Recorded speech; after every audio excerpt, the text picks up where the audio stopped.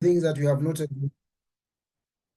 Thank you so much for allowing us and being here, John, for this particular interview, and not interview, rather a webinar.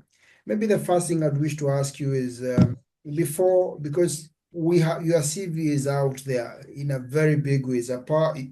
John is a powerhouse. Number two, you have been a chair of Communication Authority. You have been Kenya Power, Safaricom, ICDC. And in fact, one of the newspapers said a blue boy of the state corporations. And then, of course, Presidential Task Force of Power Purchase Agreements. Before all this, where was John born? Before he had all these titles, when was he born and where was he born? Oh, I was born in Nairobi. I was born in Nairobi at the height of the Kenyan emergency in 1955. And like most young Kenyans who were born then, I went to school in Nairobi, and before going on to university in the UK. Okay, John. Before maybe we go to the universities, how many were you in the family, and which number were you in the family? Oh, we were five. I was smack in the middle. Okay. So middle child. Yes. What were the parents doing? My father was, my father headed various institutions in his time, and my mother public institutions, and my mother was also in the public sector at the University of Nairobi.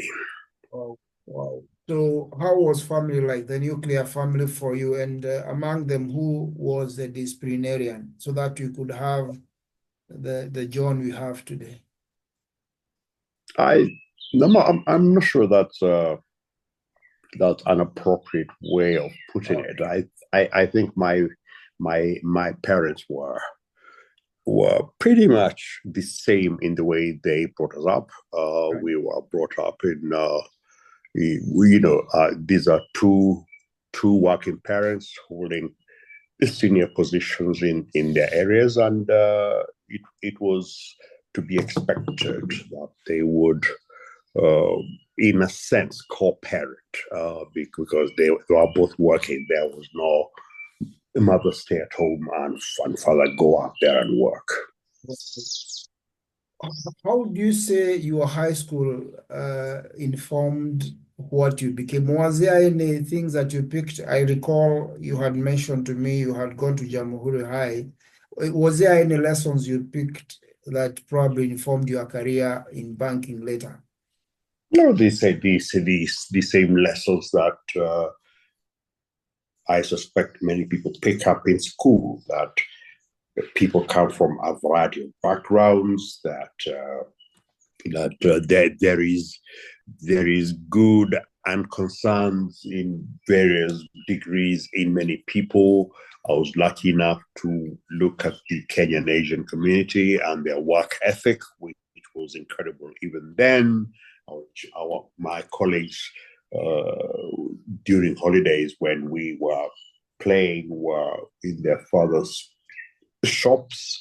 You also saw the value of of of discipline and order. So there was nothing unusual Okay. in terms of character forming. Good. So you went to the UK for your college. I recall you mentioned that. How did you kickstart your career in banking? I had when I was in college.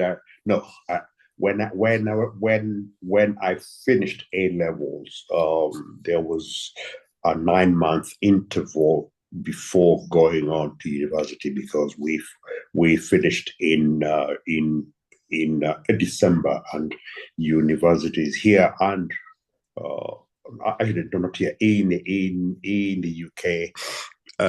Started in October, so there was a 9 month interval. Mm. And that 9 months, generally speaking, parents tried to get their children internships, and I interned at the National Bank of Kenya for 8 months. Nothing earth-shaking. It was a typical internship position, but it did awaken an interest in banking, in why people were so interested in banking, in money, looking at people's behavior and so on. And in fact, when I was there, that 9 months, I was at 8 months, I was at the National Bank of Kenya, is the first time that the Kenya government gave financial support in the form of cash to students. That was called these students, they nicknamed it Boom. Boom, the student boom. And that was availed to students through the National Bank of Kenya. So I was able to observe a lot of my friends as they came to the bank to collect their money, and it became quite apparent that banking was a critical component, or the financial sector was a critical component in people's lives. Wow. And especially the fact that it also provides you with a sense of service and an element of feeling you are giving your peers, you are serving your peers. So absolutely. Wow. Now, at the start of your banking career, when you came back, or did you have some stint of after finishing college in UK? Did you have a stint there? Yes, I began my banking career in the UK, in London, at the National Westminster Bank. Wow. As a trainee. Okay, I get you. So talk to a young graduate who is starting or wanting to join banking. What are some of the values that probably you tell them, or some of the things they should look at or they should feel they need to have to be able to be a success? Because you went all the way to a director level later on when you came back. Well, times and circumstances change. I joined banking as a sort of without really planning to join banking. It was a position that came up via circumstances. Today, it's a more deliberate process. I think that young people today have to plan more, have to be more intentional. And I would really be advising them to be intentional rather than merely to drift into banking in the way that I did. Right. University education by itself it's not so much the skill you gain, at least at that level. It is the discipline in critical thinking, and it is the discipline in achieving tasks, and it is the discipline in being in trying to be problem solving. That is what, and it is also finally, and I think university education does give many people that. It's also the confidence to express oneself, to be articulate.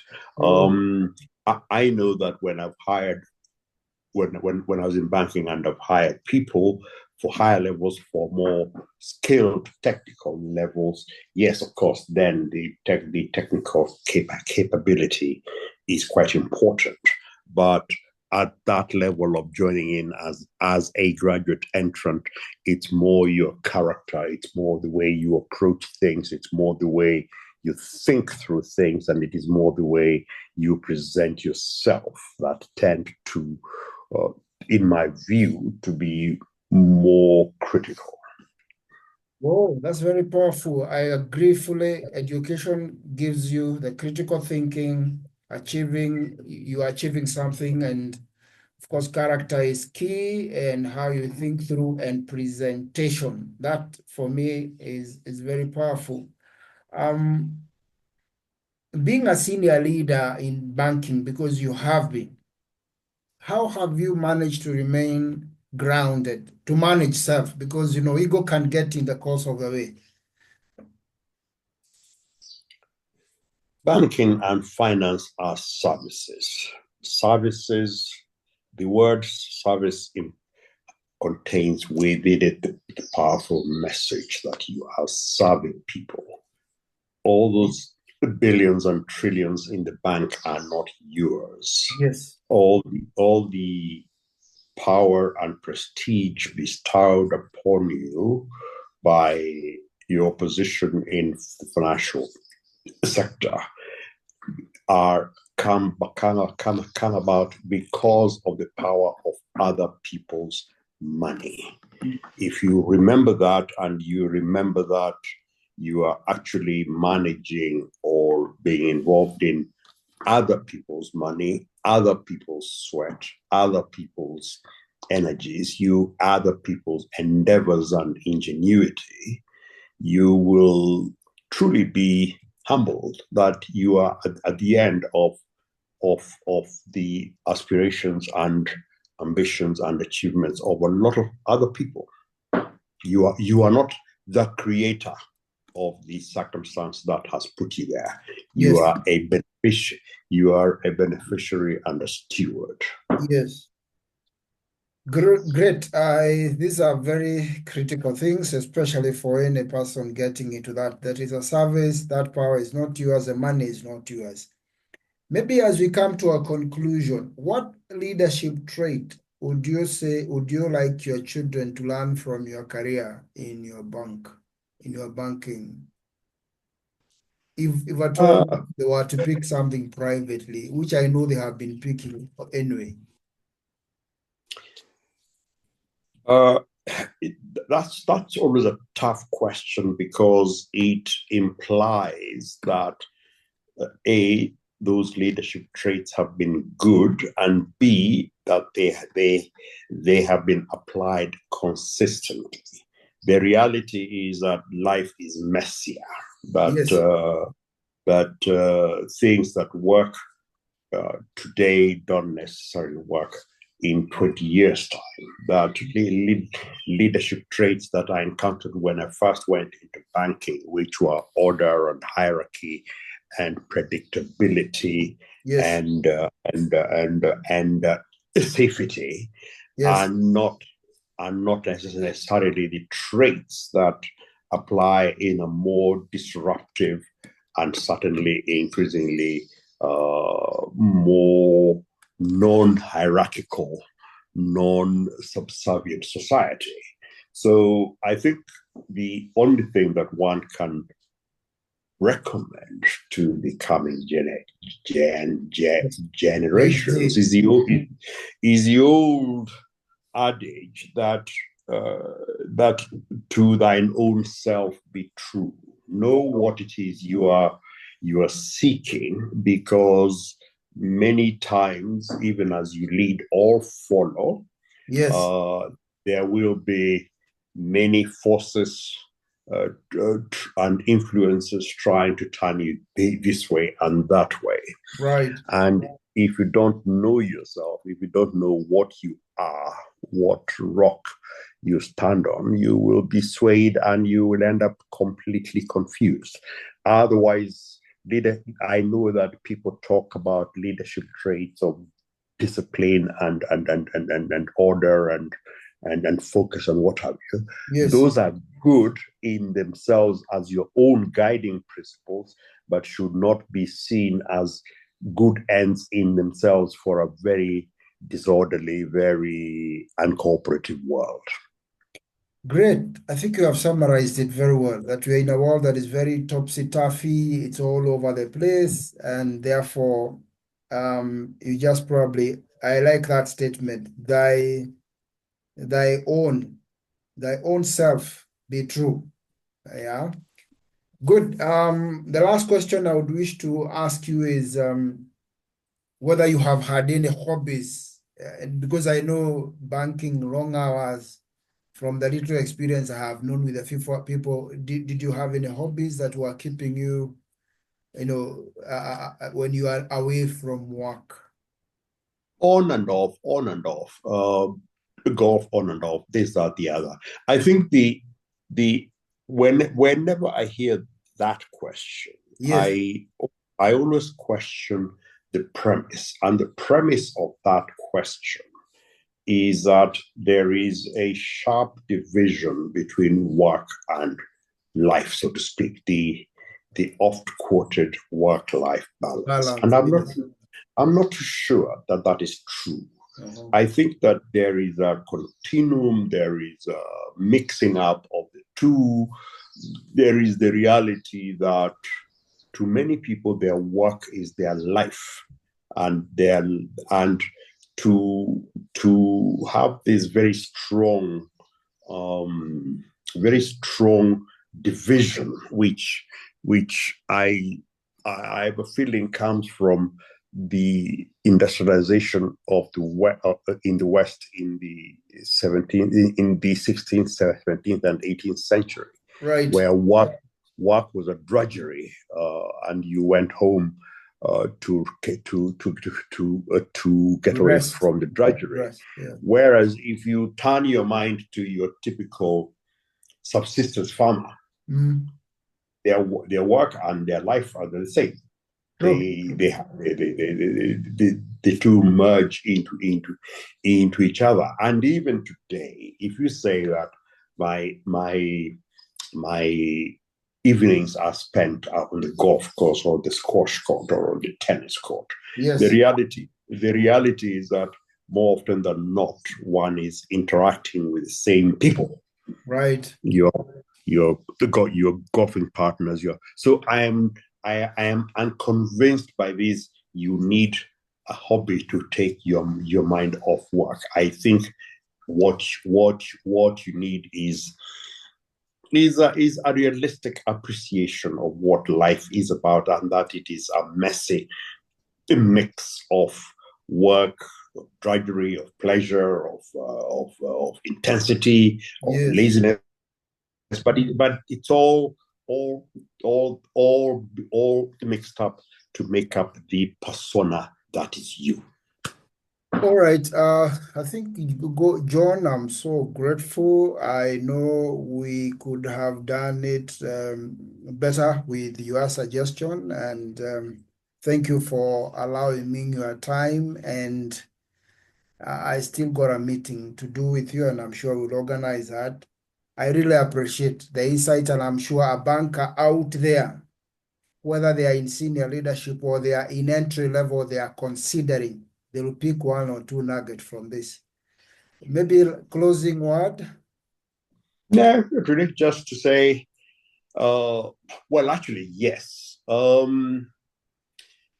Throughout my career as a banker, I have encountered this subliminal, this ever-present feeling that somehow banking is a nasty business, that the whole business of money is nasty, that lenders and are regarded with very grave suspicion, that True. the whole business of lending in the various religious holy books doesn't come out in shining lights.